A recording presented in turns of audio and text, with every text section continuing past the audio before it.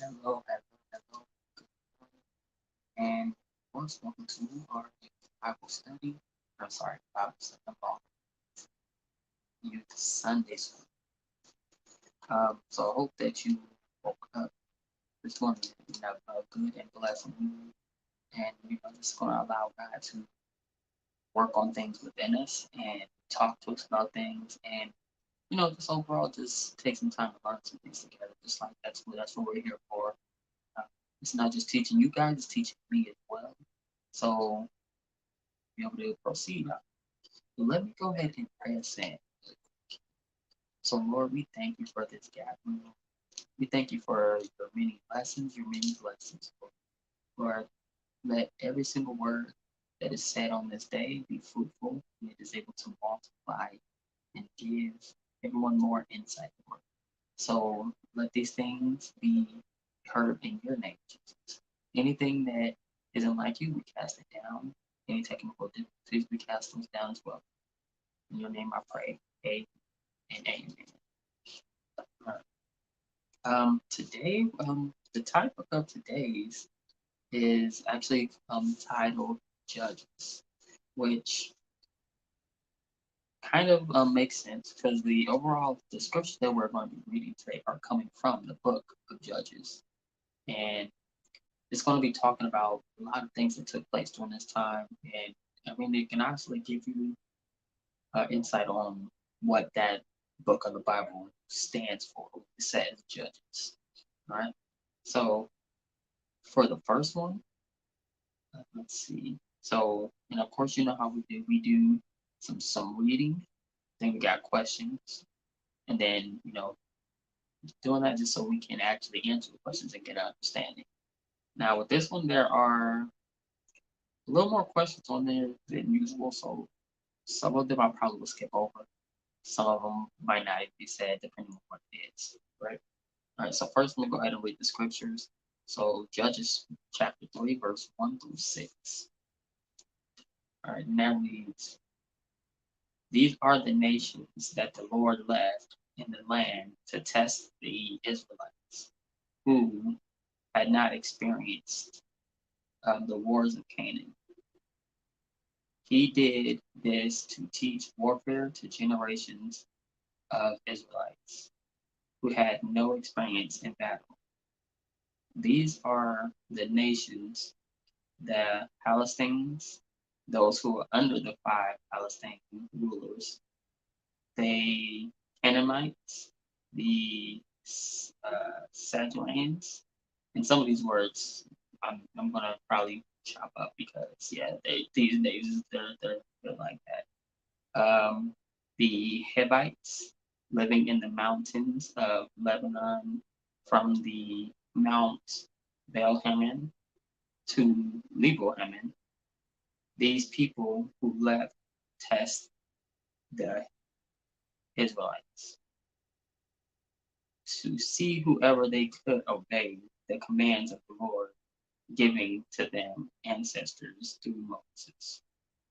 So the people of Israel lived amongst the Canaanites, the Hittites, the Amorites, the Perizzites, the Hivites, and the Jebusites. I hope I said all those right. Um, and they intermarried with them. Israelite sons married their daughters, and Israelite daughters were given to marriage to those sons. The Israelites served their gods. All right. So I'm gonna go ahead and go and jump into some of these questions. Now, like I was saying, some of those names, I'm not gonna say that I said them correctly because yeah, those names are like that. All right. All right. So first question. According to Judges 3, verse 1, why did God leave nations around the Israelites? Right? Why did he leave nations around the Israelites? Question number 2, what nations does Israel live amongst? And what did they specifically forbid? Now, those ones, I'm gonna give you a heads up. Those ones are the names of the places that I pronounce. So if you go back and you look at that scripture, like those scriptures, then that's where you'll mainly find that answer, because that's where all those names are. Number 3, recording up, timeout. The next one said according to verse 12. It looks like I'm actually supposed to stop at 6, then go to verse 12 through 30. So let's give that a try. So stop at verse 6, skip to verse 12, and read to 30. All right, so I guess those first questions that I gave were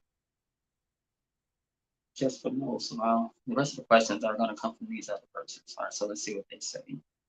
Once again, the Israelites did evil in the Lord's sight, and the Lord gave King Eglon control over Israel because of their evil. Eglon is, enlisted the Amorites and Amalekites as allies, and then he went to defeat Israel, taking possession of Jericho, the city of palms. And the Israelites served Eglon the Mao 18 years. But when the people of Israel cried out to the Lord for help, the Lord again raised up a rescuer to save them. This name was Ehud, son of Gaza, left-handed man of the tribe of Benjamin.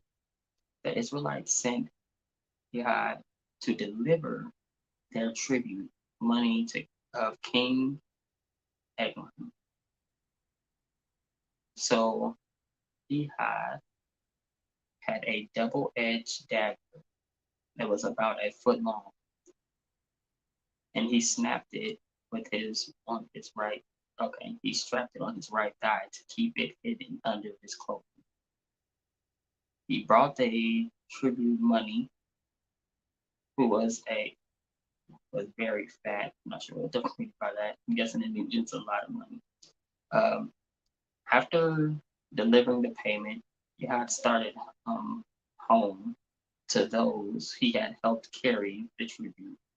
But when he had reached the stone idols near Gilgad, he turned back. He came to Eglon and said, I have a secret message for you.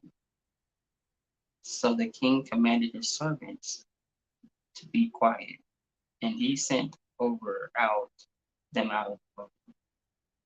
He had walked over to Eglon, who was sitting alone in the cool upstairs room, and he had said, I have a message from God to you.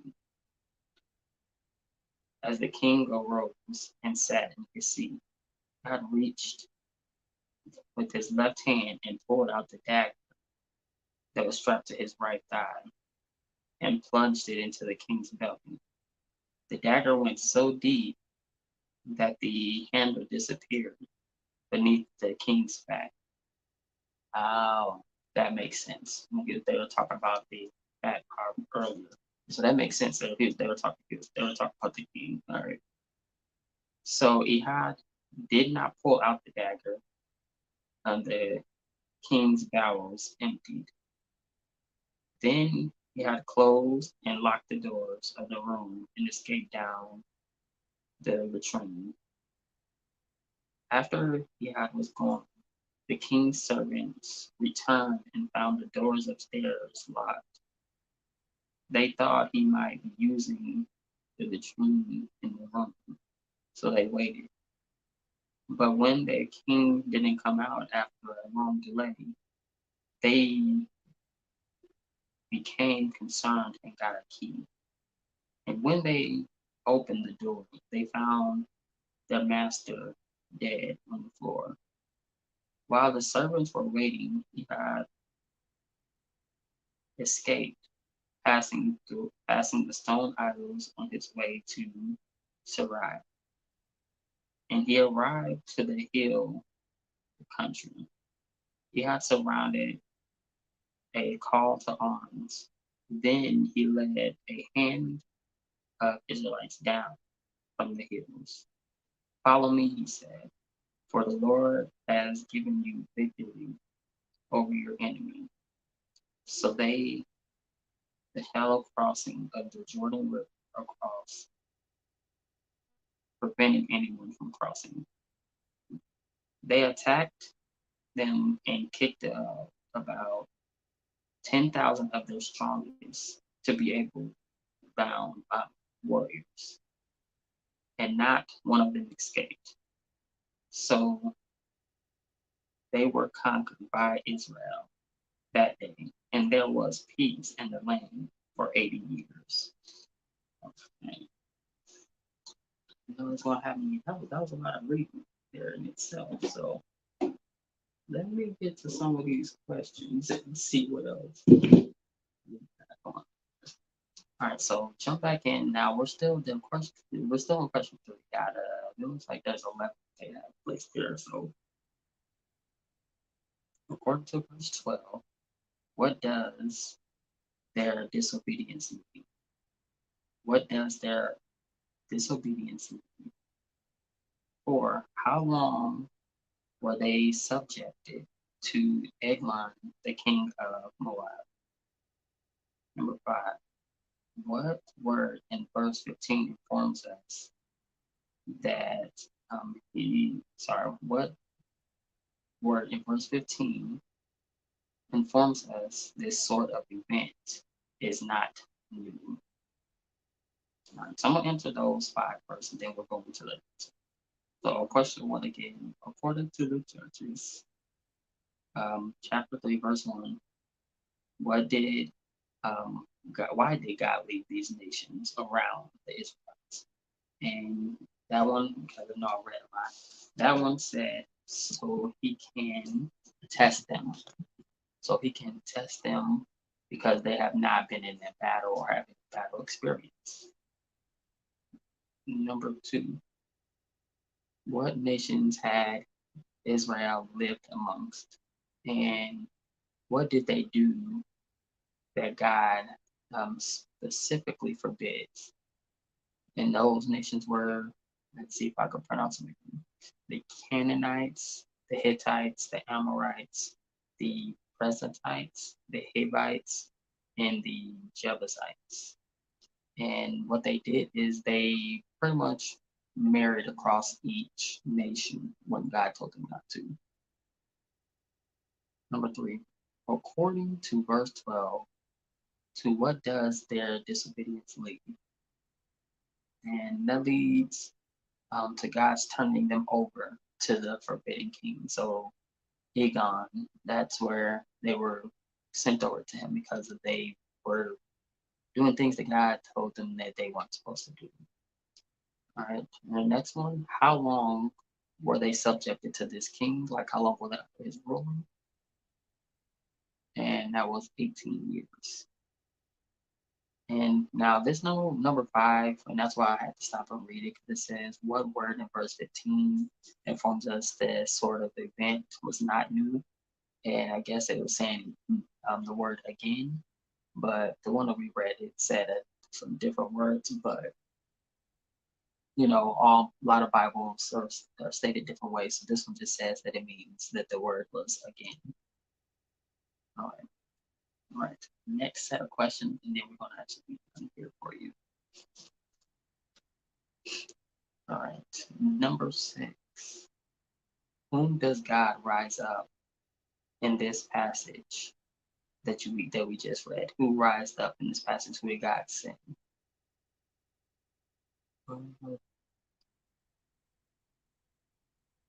And I'm not even going to say the name of the next one because it tells you the name for the first one. But so after we talk about who was the person that God rised up to go help, what did he do to reach the king and assassinate him? All right. Number 8. Why doesn't anyone notice when when the king was assassinated, why didn't anyone notice? Number 9, and the person that God rose up, how did he escape? Number 10. Okay, so after he escapes, what does he do? So after he escaped, after assassinating the king, what did he do? And how long was there peace in Israel after this? All right. So when I go back and read the questions, it's going to be slightly different because at this point I'm going to say the name of the person. Just didn't want you to get the first answer without trying on that. All right. So number 6, who does God rise up in this passage that we just read? And that is Ehud. So that was the person who had assassinated the king. All right. Number 7, how does Ehud reach the king and assassinate him?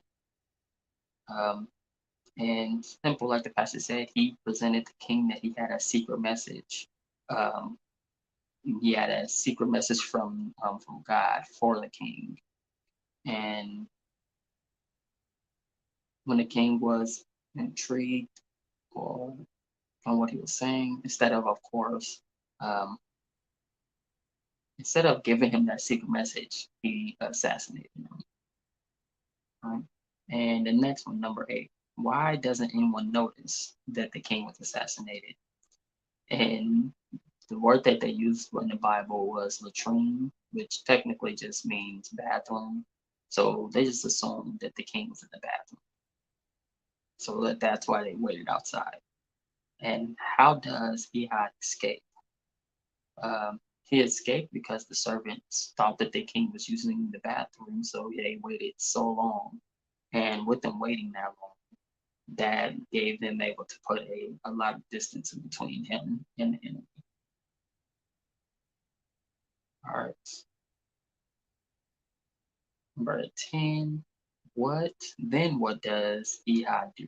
After all the things that he just did, got the secret message, um, killing the king, escaping, what does he do after that? Um, he rallied up troops, and when he rallied up those troops, he took them back to where he just came from, and it said that they killed 10,000 of the king's men. All right. So after that, how long did Israel have peace? And they had peace for 80 years after God came in. Since God raised him up to do that, that's what he did exactly what he was to do. So that is what I have for you guys on this morning. Of course, don't go anywhere because you will still have your our church services. And of course, if you are in Bulletin, Illinois area or Normal Illinois area or close, feel free to come and visit. And all right, you guys have a wonderful rest of your day.